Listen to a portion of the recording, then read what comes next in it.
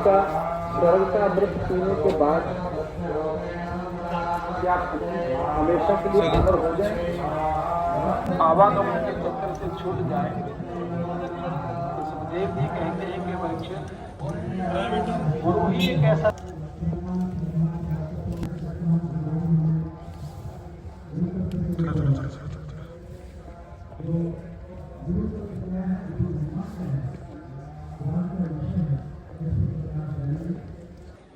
जब गुरु की कृपा होती है तभी ऐसे महान संतों के दर्शन प्राप्त होते हैं। आए, हमारा प्रसंग चल रहा था गुरु दत्तेश्वरी मात की, आज के आनंद की। ओम नमः पार्वती पतये, हर हर महादेव। हर इस दिशा में दादाजी इशारा करते हैं। मुझे परम सौभाग्य मिल गया मेरी यात्रा से पहले इतने अद्भुत संत मंडल का दर्शन करने का। आप भी बहुत सौभाग्यशाली हैं। और क्षेत्र है अवधूत जी ने, स्वामी लोकेशानंद जी ने अपने तप से, त्याग से, अपनी तपस्या से अवधूत परंपरा के वो संवाहक बनकर इस भूमि को उन्होंने धन्य किया है। पूज्य संत महापुरुष चर्चा कर रहे हैं कि अगर गुरु मिल जाए तो क्या होता है। गुरु मिल जाए तो कौए हंस बन जाते हैं। गुरु मिल जाए तो देहाध्यासी ब्रह्म भाव में स्थित हो जाता है। और गुरु क्या, जिनकी सुकीर्ति सुनकर, आए सुकीर्ति सुनकर सतगुरु शरण तिहारी, मेरे भी पाप हर लो हे पाप पुंज हारी। करके कृपा गुरु ने पापी हजारों तारे, गुरुदेव प्राण प्यारे। और जो ये कहता है पूरा गुरु मिल जाए, अरे पूरा गुरु मत तलाशो, पूरे शिष्य बन जाओ तो सारी सृष्टि आपके लिए गुरु तत्व के रहस्य का जो है बोध करा देगी। वो रहस्य आपके लिए रहस्य नहीं रह जाएगा। इसलिए सबसे बड़ी बात है समर्पित हो जाना, अर्पित हो जाना। गुरु को टटोला नहीं जाता, गुरु के चरणों में सर्वस्व अर्पित किया जाता है। जीवन भर का सुवर्ण देकर भी करता मन, दे दूं कुछ और अभी। तन अंगीकार करो, मन स्वीकार करो, लोभ मोह छोह लेकर प्राण निर्विकार करो। प्रतिपल प्रतियाम दूं, सवेरे दूं, शाम दूं, जप तप पूजा प्रशमन देकर भी करता मन, दे दूं कुछ और अभी। भक्ति भाव अर्जन लो, शक्ति साध सर्जन लो, अर्पित है अंतर मन, अहम का विसर्जन लो। स्वप्न ले लो, जागरण ले लो, चिर संचित श्रम साधन देकर भी करता मन, दे दूं कुछ और अभी। क्या देना, पुष्प लाते हो ना, पर सदगुरु के चरणों में ये सुंदर मन को सुमन बनाकर अर्पित करना। नारियल तो चढ़ाते हो ना, वो सूखे नारियल, वो नारियल चढ़ा के गुरु जी को, और जब वो बहुत नारियल हो जाती है ना तो बोरियों में भरकर वो दुकानदार के यहाँ पहुंचा दिए जाते हैं। फिर वहां से तुम लेके फिर दोबारा वो सूखे नारियल बेचारे 84 लाख योनियों में भटकते रहते हैं। नारियल अर्पित करना बड़ी बात नहीं है। ये जो अहम से भरा मस्तिष्क है, ये जो बुद्धि है, इसे सदगुरु के चरणों में अर्पित किया जाता है। तो गुरु क्या करते हैं, अभी पूज्य संत बता रहे थे कि वो भय भय भय भय भय भय करता है, दहाड़ने वाला भय भय करता है। क्यों? क्योंकि वो नन्हा था ना, तो भेड़ों के रेवड़ में शामिल हो गया था शेर, लेकिन भेड़ों में ही पला बढ़ा और भेड़ बन के भय भय भय करता है। दहाड़ना भूल गया, अपना स्वरूप भूल गया, अपने अस्तित्व को भूल गया। तो गुरुदेव अगर मिल जाए तो क्या करेंगे? क्या करेंगे? और भेड़ों के रेवड़ में इतना बड़ा शेर घसर पसर करता, ये कैसे चल रहा है? एक की दृष्टि पड़ गई। किसकी नजर पड़ गई? शेर की नजर उस भेड़ बने शेर पर पड़ गई। तो पकड़ा उसका टेटुआ, गर्दन से पकड़ा।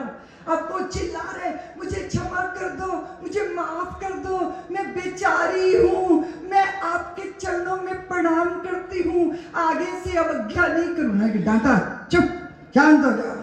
अब पकड़ के उसको ले गए नदी के किनारे और कहा, जल में देख अपना मुख और फिर मुझे देख और स्वयं को देख। और जैसे ही वो भेड़ बने शेर ने जल में अपने प्रतिबिंब को देखा, तैसे ही उसे बोध हुआ कि अरे मैं भेड़ नहीं हूं, मैं तो शेर हूं। ऐसा दहाड़ा कि सारा जंगल उसकी दहाड़ से भयभीत हो गए। गुरुदेव कौन है? जो नाम रूप से परे हमारे स्वरूप का हमें बोध कराते हैं। और जब सद्गुरु बोध कराते हैं स्वरूप का, तो फिर क्या होता है? सुख दुख की झूठी चाह नहीं, अब जीवन मरण स्वप्न सा है, अब भला मृत्यु का डर कैसा, हम स्वयं मृत्यु को मार चले, अनचली गली का राही हूं, हम सफर मिले तो कहाँ मिले। वो कहते गुरुदेव मेरा साथ कोई नहीं देता। तो गुरुदेव ने कहा, समझो दुनिया क्या देगी साथ तेरा, है इसमें इतनी शक्ति कहाँ, हम तो अपना घर फूंक चले, हम सफर मिले तो कहाँ मिले। गुरुदेव मुझे किसने झंझट में डाला है? गुरुदेव ने कहा कि मन को समझ, मन की चालाकी जान गए, हम अपने को पहचान गए। अब फानी को तो फना किया, लाफानी से जा गले मिले, अनचली गली का राही हूँ, हम सफर मिले तो कहाँ मिले। सतगुरु की जिन पर कृपा हुई, उनको तो सीधी राह मिली, पग पग पर मंजिल प्यार करे। हम सोचते हैं ना, चलेंगे तब मंजिल पाएंगे। गुरुदेव कहते हैं, दरअसल मंजिल वही थी, कदम उठा था जहां से पहला, जहां तू है जहां वही तेरी मंजिल है, पर तू कौन है इसका बोध अर्जित कर। इसीलिए देहाध्यास से मुक्त होकर गुरु स्वरूप में स्थित कराते हैं। इसलिए सद्गुरु जैसा कोई उपकारी, बोलो ना, माँ पिता जन्म देते हैं मरने के लिए, लेकिन गुरुदेव दोबारा जन्म देते हैं, द्विज बनाते हैं, मरने के लिए नहीं, अजन्मा का बोध कराने के लिए। ऐसे महापुरुष संतों को पाकर आज आप धन्य हुए हैं। मैंने सुना बहुत सारी देवों की यहाँ प्रतिष्ठा हुई है, होगी, और शतचंडी महायज्ञ चल रहा है। पूरा भारत यज्ञ के धूम्र से सुरभित हो, सनातन की जय जयकार हो, गुरु परंपरा पोषित हो। ये जो नोट गिनने वाले सैलरी के और चेले उनके खोपड़ी पे तबले बजाते हैं, ये गुरु शिष्य परंपरा नहीं है, ये गुरुकुलों में होती है गुरु शिष्य परंपरा, जहाँ सद्गुरु अपना सर्वस्व देते हैं और शिष्य भी अपना सर्वस्व देता है, और दोनों के मिलन से परमात्मा घटित हो जाता है। ऐसी सुंदर परंपरा सनातनियों की परंपरा है, हम उसका आधार लें। आप लोग भाग्यशाली हैं, बाबा जी का दर्शन कर रहे हैं, संतों का दर्शन कर रहे हैं। मैं ज्यादा बीच में बाधा नहीं बनूंगी, इतना ही निवेदन करूंगी। बहुत बार कभी कभी लगता है कि हमारे जैसे तो है, हमारे जैसे खाते हैं, हमारे जैसे पीते हैं, हमारे जैसे तो सो जाते हैं, उनको भी तो वस्त्र चाहिए, उन्हें भी तो भूख लगती है, और चेला बदमाशी करता है तो उनको भी तो गुस्सा आता है। ये हमारे ही तो जैसे है, वो हमारे जैसे दिखते हैं, पर हमारे जैसे क्या फर्क है? गुरु में, संसारी में और ज्ञानी में क्या फर्क है? तो बहुत पीछे पड़ गई। यहाँ बहुत सारे किसान बंधु बैठे हैं, वो बहुत पीछे पड़ गई कि इस बार की फसल आएगी तो मुझे 10 तोला सोने के गहने चाहिए ही चाहिए। उसने कहा, देवी अगले वर्ष के बीज की व्यवस्था करनी है, जो कर्जा लिया है वो उतारना है, 10 तोला सोना मैं कहां से लाऊंगा? वो पीछे पड़ गई, पत्नी कलह कंठी बन गई। उसने कहा जिंदगी हो गई तुम्हारे पीछे जूतियां चटकाते, अब नहीं मानूंगी।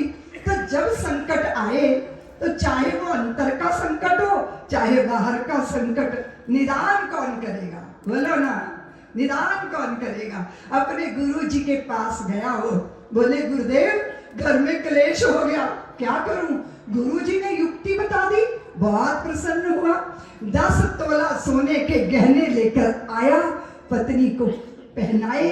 वो पहन के बहुत प्रसन्न है। पति ने कहा सुनो, दुनिया को मत बताना, चोर लुटेरे सब लूट लेंगे, किसी को नहीं कहना कि 10 तोले सोने के गहने आए तेरे पास। उसने कहा मैं पागल थोड़ी हूँ जो मैं लुट जाऊं, बहुत समझदार हूं मैं। बहुत दिन तक तो बच्चा बहुत कोशिश करती रही, ना बताऊं ना बताऊं ना बताऊं, लेकिन बहुत मुश्किल है देवियों बात पचाना थोड़ा। बोलो ना।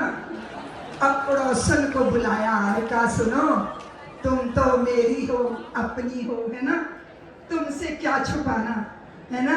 देखो ये 10 तोला सोने के गहने देखो, क्योंकि गहने पहने और कोई देख के जले ना या प्रशंसा ना करे तो फिर गहने पहनने का मतलब क्या रह गया। तो पड़ोसन को कहते सुनो तू किसी को मत बताना। अरे पगली, जब तेरा हाजमा इतना कमजोर है तो तेरी पड़ोसन का इतना मजबूत थोड़ी है कि बात पचा ले। पत्थर पचाना आसान है पर बात पचाना। अब फिर तो खबर फैल गई, जाने हर कोई। और पता चला चोर आए एक दिन, नहा रही थी, गहने लेकर चंपत हो गए। अब छाती पीटे, अब बाल नोचे, अब लुट गई हूं, अब सर्वस्व चला गया, अब कुछ नहीं रहा। इतना बुरा हाल कर लिया उसने रो रो के। तो लोग उसके पति को भी बुलाया कि देख तेरी पत्नी लुट गई, तू लुट गया, तेरा धन लुट गया। वो आके चुपचाप बैठा है। लोगों ने कहा यार ये रो रो के मरे जा रही है और तेरी सेहत पे कोई असर ही नहीं हो गया। उसने कहा गुरु जी की युक्ति काम कर गई। अरे क्या काम कर गई? अरे बोले मेरी बिसात थी क्या कि 10 तोला सोना खरीदता। गुरु जी ने कहा था रोल्ड गोल्ड के गहने लेके सोने का पानी फिरवा दे और फिर पत्नी को प्रसन्न कर ले। तो वो कहता है कि मैं इसीलिए दुखी रो रही, छाती पीट रही है कि वो गहनों को असली मानती है और मैं इसलिए प्रसन्न हूं कि मैं गहनों की असलियत जानता हूं। बस इतना ही फर्क है ज्ञानी और संसारी में। हम संसार को असली मानते हैं और संसार की असलियत को जानते हैं। महापुरुषों की वाणी हृदय में धारण करो सनातनियों, सनातन की ध्वजा सारे जगत में फहराओ सनातनियों, तेजस्वी बनो सनातनियों और एकजुट रहो सनातनियों। बांग्लादेश में जो हमारी स्त्रियां, पत्नियां, पुत्रियां, माताएं, उनका शील हरण हो रहा है, उनके सम्मान पर चोट मारी जा रही है, उसके विरुद्ध अपना आक्रोश व्यक्त करो सनातनियों और सारे संसार को बताओ कि हम वो हिंदू जाति हैं। एक मां जानकी के आंचल को छूने का दुस्साहस किया था रावण ने, तो उसकी लंका, सोने की लंका को पिघलाकर सागर में बहा दिया था। सारे संसार को बताओ सनातनियों कि हम वो हिंदू हैं कि एक द्रौपदी के केश पकड़कर दुस्साहस किया था दुशासन और दुर्योधन ने, उसके लिए महाभारत रच दिया गया था। सनातनियों की स्त्रियां भोग्या नहीं है, बच्चे पैदा करने की मशीन नहीं है, वो गृह लक्ष्मी है और गृह लक्ष्मी के सम्मान पर आंच नहीं आनी चाहिए। इसलिए आपको मौन रहने की आदत है, वो अच्छा नहीं है। अपनी पीड़ाओं को अभिव्यक्ति दो, अपनी वेदना व्यक्त करो, नहीं तो इस देश में भी ऐसे हालात पैदा होंगे कि आप अपने आप की रक्षा नहीं कर पाएंगे। इसलिए मैं सोचती हूँ कि संत के चरणों में जो बैठ गया उसको भय होता है क्या? बोलो बोलो ना। जो बोले सो अभय सनातन धर्म की, यह तो बतलाओ कौन यहाँ है जिसे प्राणों से प्यार नहीं है मगर जगत में जुड़ा शुरू से, मित्र कहाँ संघार नहीं है, मृत्यु क्या है वस्तु वस्त्र बदलना कुछ पल का विश्राम साथियों। जीवन एक अखंड पर्व है, साधारण त्योहार नहीं है। जीना सबसे बड़ी कला है, लेकिन ये एक अटल सत्य है कि मरने से डरने वाले को जीने का अधिकार नहीं है। इसलिए निर्भय होकर सत्य के पक्ष में दृढ़ता से खड़े होना सीखिए। मैं इतना ही निवेदन करती हुई, बाबा जी को प्रणाम करती हुई, अवधूत जी की तपस्या का वंदन करती हुई, संतों को नम्र विनम्र निवेदन चरणों में प्रणाम करती वाणी को विराम देती हूँ। जय भारत, जय श्री राम। सत्य सनातन धर्म की